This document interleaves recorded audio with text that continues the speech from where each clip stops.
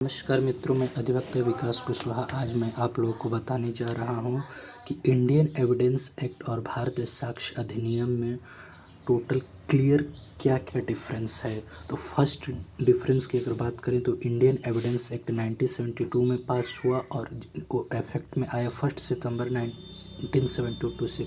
वहीं भारतीय साक्ष्य अधिनियम की बात करें तो 25 दिसंबर 2023 को पास हुआ इंडियन पार्लियामेंट से और इफेक्ट में 1 जुलाई 2024 से। सेकेंड डिफरेंस की बात करें तो इंडियन एविडेंस एक्ट ड्राफ्ट किया गया जेम्स फिट्जजामिन स्टेफन के द्वारा, जबकि भारतीय साक्ष्य अधिनियम इंडियन पार्लियामेंट के थ्रू ड्राफ्ट हुआ।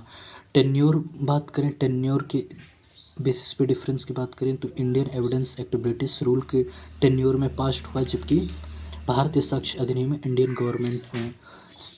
नेक्स्ट डिफरेंस का बेसिस पर्पज, तो इंडियन एविडेंस एक्ट का पर्पज है consolidate and define the uniform set of rule for evidence, क्योंकि इससे पहले बहुत सारा एक्ट था जो इधर उधर था, उसको कंसोलिडेट किया गया, यानी एक जगह किया गया एविडेंस से रिलेटेड सभी नियम। और वहीं बीएससी यानी भारतीय साक्ष्य अधिनियम की बात करें तो इसको पर्पज है modernise the Indian legal judicial system, और इसमें इंक्लूड किया गया है electronic evidence such as CCTV, chats, screenshot and other digital evidence. Indian evidence act में टोटल 167 सेक्शन है जो 11 चैप्टर में डिवाइड है। वहीं भारतीय साक्ष्य अधिनियम 170 सेक्शन है जो 12 चैप्टर में डिवाइड है। एप्लीकेशन की बात करें तो Indian evidence act Indian court में ही अवेलेबल था, कोर्ट मार्शल में एप्लीकेबिलिटी नहीं थी।